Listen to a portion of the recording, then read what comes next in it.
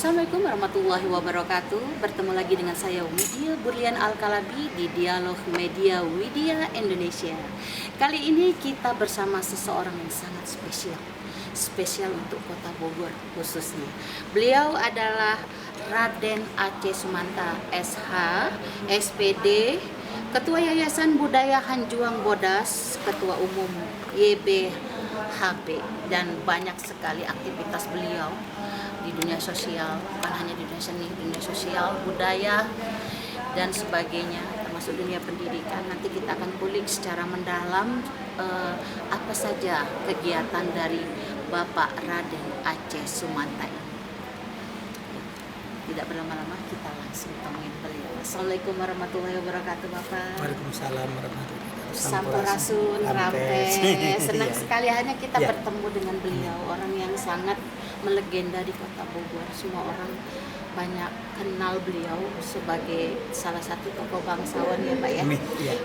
Raden Aceh orang mengatakan itu. Kalau untuk penyair Kota Bogor pasti orang akan menyebutkan salah satunya, bahkan mungkin satu-satunya yang terkenal ya, Raden Aceh.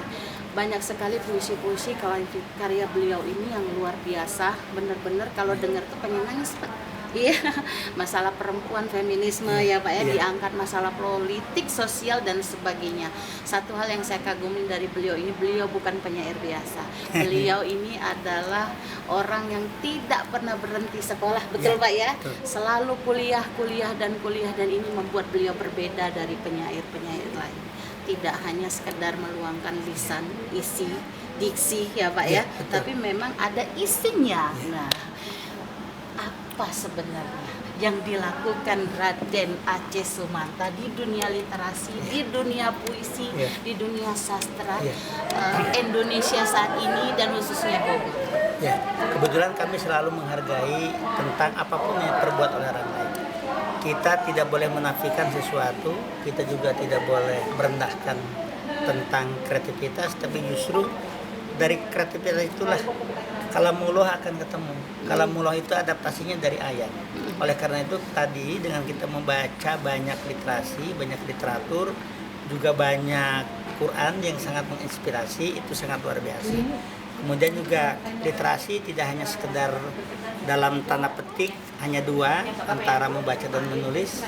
Maka Profesor Dr. Henry Guntur Tarigan waktu kami kuliah dulu itu mengatakan ada 4. Yang pertama adalah membaca, yang menulis, berbicara, dan menyimak.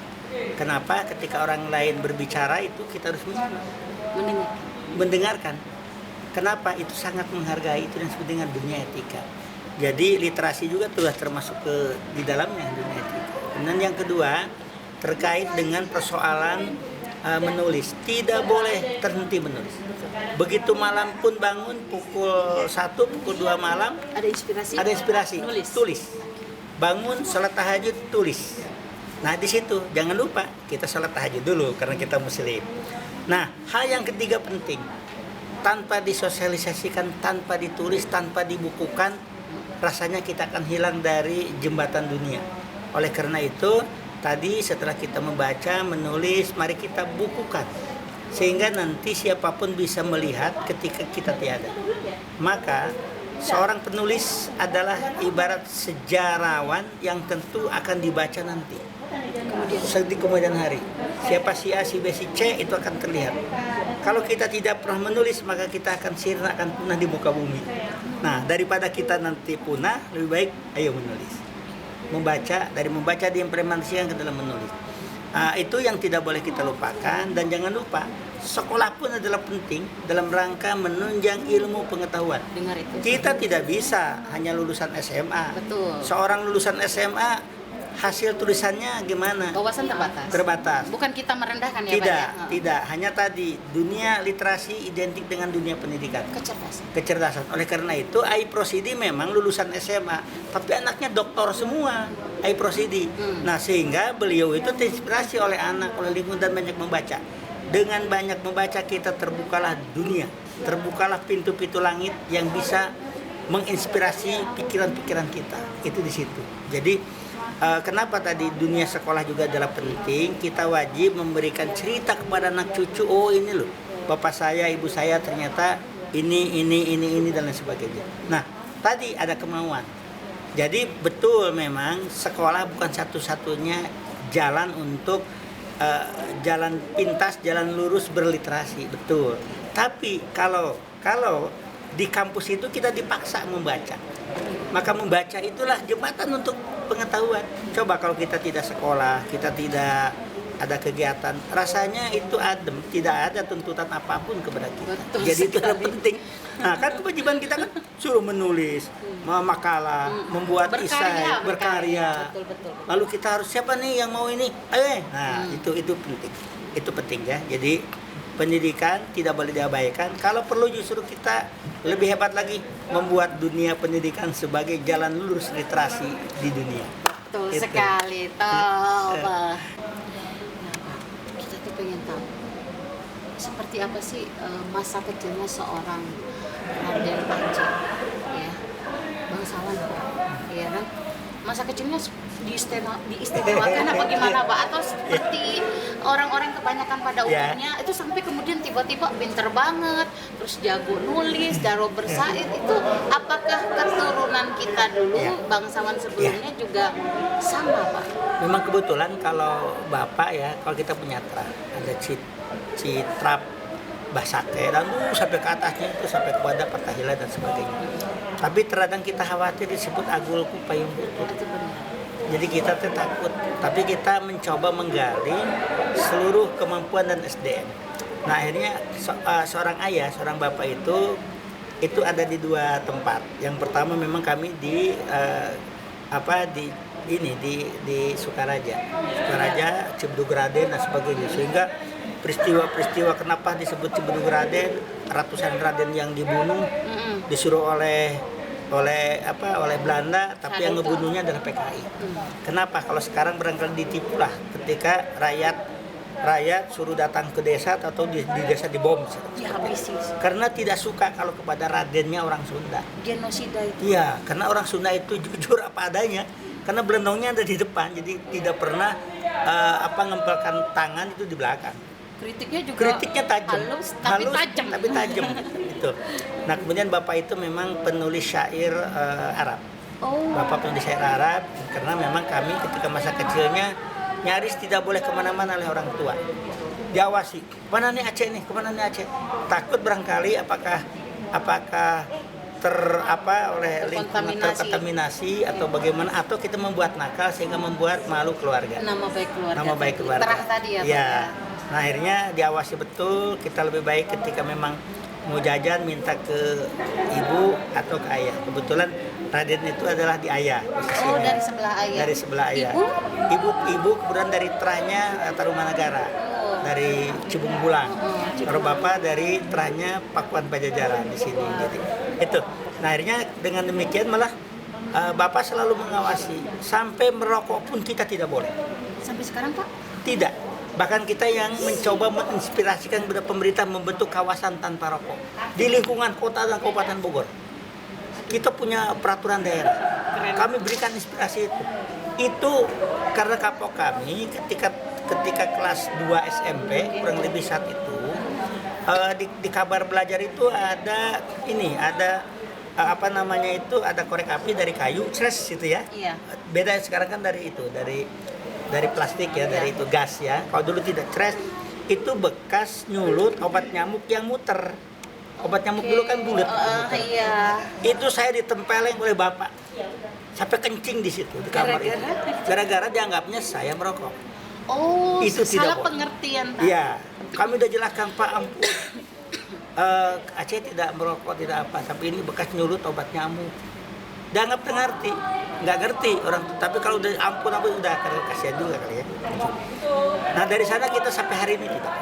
Bahkan akhirnya kita berkolaborasi dengan pemerintah baik Kota Bogor maupun Kabupaten membuat peraturan daerah kawasan tanpa rokok. Itu tahun berapa? Dari tahun 2008 sampai hari ini. Aduh, saya batuk nih gara-gara orang ngerokok, Pak. Terima kasih banget ini. Maka saya kalau ada supir merokok, maaf, saya efeknya tidak merokok. ke Ya. kita.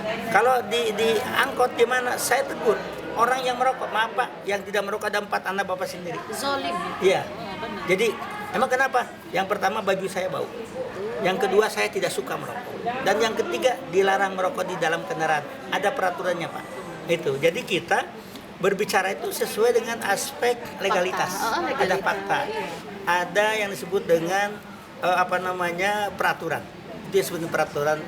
Tidak sekedar melarang. Tidak sekedar melarang. Tapi kita membuat orang lain agar sehat, agar nyaman, agar tenang. Kasihan orang mau sekolah, orang mau ngajar, tiba-tiba bajunya bau karena gara-gara rokok. Jadi perokok pasif mendadak kita. Ya, dan kita itu perokok pasif. Perokok pasif lebih bahaya ketimbang dengan perokok aktif. Kalau perokok aktif udah biasa pori-pori dijeli oleh asap. Tapi kalau yang tidak merokok jangan coba-coba. Kena asap sekali Jangan udah. coba-coba. Itu. Nah, dari sana kebetulan waktu masa kecilnya yaitu pengawasan yang sangat luar biasa, disiplin ketat. Dan kalau belajar itu Bapak khususnya udah menyiapkan buku. Mana hari Senin, Selasa, Rabu, Kamis, Jumat, Sabtu. Segitunya Pak. Ditempelin di meja. Ketika hari Senin ini yang dibaca. Pelajaran hari Senin malamnya. Karena malamnya kita waktu kecil juga tidak boleh oleh Bapak bangun kesiangan. Harus jam 4 atau jam 3. Udah bangun. Baca dulu. Oke. Itu cerdas katanya Pak ya? Iya. Iya, kemudian Selasa nanti bukunya dari siapin Selasa. Rabu, Kamis, Jumat, Sabtu. Karena kalau dulu itu seluruh hari terisi oleh pendidikan ya, oleh pendidikan. Kalau sekarang kan Sabtu libur, Minggu apalagi ya. Nah, kita enggak. Kemudian boleh kita keluar asal beraktivitas. Melihat apa? Melihat dulu yang disebut dengan kesenian lama seperti golekan. Wayang golek. Tapi dibatasi jamnya, tidak boleh malam disusul. Sampai batasnya. Sampai batas jam 11.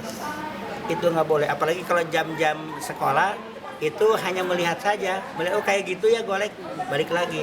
Bebas terbatas tadi Pak bebas ya? terbatas. Kemudian melihat tari-tarian lama, ada ronggeng, ada apa kan. Kalau sekarang dulu kan tuh masih iya, Pak. trompet yang besar, gitu kan. Sekarang kan langka. Nah, sekarang langka banget. Jadi walaupun Bapak religius Iya. kepada dunia Islam, tapi Bapak itu mempersilakan kepada kearifan lokal. Oke, seni budaya tadi. Seni budaya tadi. dilestarikan. Iya.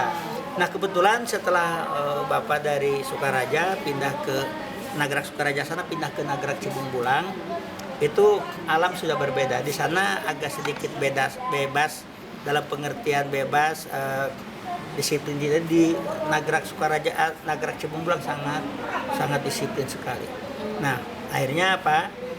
Kami kerjanya begitu aja. Jadi kalau memang mau main, terkadang Bapak udah nuntun waktu kecil, waktu umur berapa lah, 4-5 tahun udah tuntun gitu ya. Kalau dulu kan usia 4-5 tahun masih telanjang kita, ya masih tidak pakai baju, nggak mau jorah, itu aja senang aja. Jalan. Ya, kalau sekarang udah lain lagi itu di patok ayam gitu ya. Kalau sekarang, kalau dulu nggak. Nah di samping itu, tapi tetap dari sejak masa kecil yang paling pertama ngaji. Tahun 85 Bapak melarangnya gini, Cek, nanti jangan dipakai radennya ya, karena kita sudah pindah ke kampung ini, kita mah nggak usah biasa aja kayak orang umum. Rendah hati Iya. dia Bapak ya. Apa yang bisa kita indikan? Dan di desa Cijujung, kecamatan Cibung Bulang, barangkali satu-satunya anak yang sekolah terus SMP jalan kaki, terus ke SPG, ke sini, terus kuliah, nggak ada di sana. Asli orang desa yang punya gelar sarjana, tidak ada yang lain. Kecuali pendatang guru ngajar di desa itu menjadi sarjana. Hanya satu sampai hari ini adalah sarjananya, Aceh Sumatra doang. Di desa itu. Satu-satunya. Satu-satunya di desa itu. Ya Allah. Iya. Di Cibung Bulang tadi Cibung ya Pak? Bulang, iya. Nah, akhirnya kami senang terus menulis, baca puisi. Kita harus punya rasa disiplin diri kita. Kebetulan ketika di SMP Negeri 1 Cibung Bulang, Dr. Anda Juwaria itu adalah guru bahasa Indonesia. Guru bahasa Indonesia itu galak. Nggak boleh begini begitu. Tapi Aceh tidak pernah dipukul oleh guru itu. Selalu tampil yang terbaik. Jadi kalau malam hari ini kita udah nulis puisi, dimasukkan ke majalah Bobo. Iya zaman itu. Seruling bambu. Menulis tentang kerbau. Itu gurunya yang ngirim. Itu. Jadi karena kita punya karya. Iya. Akhirnya apa? Ibu, kok kenapa Aceh nggak dipukul? Gak usah Aceh mah. Orangnya imut aja, lagi pinter. Yang lain mau dipukul. Akhirnya bisa sekolah. Kemudian kita mengajar. Udah meninggal ya beliau. Iya, udah meninggal. Dan tidak nikah. sampai meninggalnya. Ibu. Tidak nikah itu ibu guru itu. Tokmol orangnya. Kemudian dari sana kami kuliah semester 1 udah ngajar di SMU. Dulu SMA. Semea kalau dulu ya udah ngajar. Karena satu kata Bapak gini, kamu silakan sekolahkan adik-adiknya. Jadi kita juga sambil nyekolahkan adik-adik. Gitu. Sekolah, nyekolahin Iya. adik-adik, ngajar pula, luar biasa. Jadi ngajar itu untuk membantu adik. Tahun berapa Pak? Tahun berapa ya? Dari sejak tahun 86. 80. Terus begitu masuk kuliah 86, itu udah banyak nawarin. Akan ngajar di sini ya, akan ngajar di sini. Perbedaannya satu dengan yang lain, kita menguasai buku-buku. Karena kita paling senang. Makanya di rumah kita punya rumah baca. Oh ya? Ya, Perpustakaan gitu? perpustakaan. Itu apa yang buat almarhum? Iya, betul. Ya Allah. Kita koleksi kita nyampe 5.000. Masya Allah, sampai sekarang masih Sampai ada, sekarang Bapak? masih. Jadi Buku kalau pulang mau kan? ke Cibungbulang ke sana mau. Nah, kemudian kami sekarang sedang merintis membuat kampung literasi. Satu kampung kami akan bedah Di mana? ke dalam dunia literasi itu di Kampung Nagrak, Desa Sijung, Kecamatan Cibungbulang. Masih di Cibungbulang. Masih Cibungbulang. Jadi kalau di kota ini kebetulan kantor kita di Kampung Gading, sekolah kita juga ada di kota. Nah, kalau di kabupaten kami punya sanggar, namanya Yayasan Sanggar Satya Citra Indonesia. Sanggar Satya Citra Nah, Indonesia. kebetulan Satya Citra itu adalah anak kedua yang meninggal. Namanya Satya Citra Indonesia. Itu perempuan. Laki-laki. Laki-laki. Dia itu kalau sebelum sekolah ngumpulin anak yatim. Bapak minta incis, buat apa? Masih kecil? Itu buat ngasih orang-orang 2.000 itu luar biasa. Mungkin Pak meninggalnya tahun umur berapa? Umur 11 tahun. Masih kecil? Masih kecil. Tahun berapa itu? Tahun 2011. Jadi diabadikan. Ya, diabadikan Almarhum. dengan yayasan, namanya Yayasan Satya Citra Indonesia. Ada artinya nggak, Pak? Ada artinya. Satya setia. Setia. Citra selalu mengagungkan Indonesia. Kita harus menjadi kolaborasi dan yang terbaik di Indonesia. Jadi kita memang berprinsip harus menjadi yang terbaik. Terbaik tadi walaupun sudah tua sekolah aja. Itu bagian dari terbaik. terbaik. Orang lain juga sudah malas. Iya. Hanya lulusannya sudah selesai. Apalagi kalau di kampung kami, ngapain lah kamu lulus SD juga udah cukup, asal bisa nyamba aja dengan nanak nasi. Oh enggak, buat kami enggak. Nah makanya sampai hari ini kepada keluarga pun kami begitu. Teteh harus S2 ya. Anak Dan lulusan berapa, Pak? anak yang ada 2. Anak 2. Nah, Yang meninggal tadi nggak yang termasuk meninggal, ya? iya. Jadi yang meninggal tuh ya udah ini Lulusan jadi. apa semana? Yang anak ke-1 itu sarjana komputer. Nah lucu, teh jangan sekolah di komputer dong. Oh perempuan? Perempuan. Oke. Apa? Karena kan gini teh, kalau komputer itu siapapun bisa, nggak bisa pak. Itu mereka hanya keterampilan, skill namanya. Teteh ingin jadi ilmuwan, jadi ilmu komputer. Wah luar biasa terserah. Padahal maksud kami begini, Neng, kalau nanti sekolah di bahasa Indonesia tuh buku nggak usah beli, Oke. udah hukum ada. nggak usah beli, Lengkap. ekonomi Warisan lengkap, Bapak. sejarah lengkap. Apa dia bilang enggak? Itu Enggak, beda. nggak apa-apa. Akhirnya kita nggak apa-apa merestui dan apapun didukung. Jadi kayak ilmu dong keluarga. Iya, iya, Nampak, dan luar biasa. nampak. Nah, ini yang paling kecil kebetulan baru kelas 7. Kelas 7. Dan penulis juga di Jendela Puspita. Ini yang kecil, penulis. Perempuan juga, Pak? Perempuan. Jadi Penulis yang juga. meninggal itu laki-laki. Laki-laki. dua anak. Dan laki-laki itu pembaca puisi. Sejak kecil ngaji dan membaca puisi. Aduh, Selalu itu. sedih Pak ya. Itu kalau kemana-mana dia selalu ngumpulin yang namanya apa? Kalau kita mau tanam biji-bijian, dikantongin. Oh, Biji mau duren, ditanam biji lagi apa. gitu. Di depan rumah tanamin nama dia. Duren, apa namanya tuh? Rambutan apa saja. Dia nggak sempat jadi the next Aceh Iya. berikutnya. Nah. Sedih Bapak. Tapi jadi di karya Iya. apa namanya diabadikan, Diabadikan ke di yayasan. bentuk yayasan. Nah dengan demikian akhirnya saya membuat kelompok tani. Karena itu kan inspirasi dari anak. Gara-gara dia sering Gara-gara bawa dia. biji-biji Iya. tadi. Jadi kita ngumpulin Udah jalan sekarang, pepohonan. Jalan. Kita punya kelompok tani, Berapa ngumpulin anggota, Pak? pepohonan 25 orang. Di Cibungbulang Di Cibungbulang, di desa itu. Kebetulan kita merangkap jadi ketuanya ya. Heeh. Jadi kenapa? Kalau saya kan ke Jadi sedih. Kenangan almarhum. ke kepala dinas dekat, Iya. kepada camat dekat. Selalu dekat. Kita tidak boleh kepada pejabat merendahkan Iya. atau membiarkan, selalu kita harus dekat. Kita gandeng, Iya. bersinergi. Mereka itu tidak memberikan uang, Betul. tapi tanda tangannya itu jadi uang. Iya, benar. Membantu kita. Iya. Jangan pernah marah kalau pemerintah dianggap pelit dalam arti materi. Tapi ketika dia baik gitu, akhirnya saya sekarang itu selalu Berganda. baik aja dengan orang. Iya. Ayo sok, apa yang kurang? Anda butuh piala berapa set, saya bantu, saya belikan.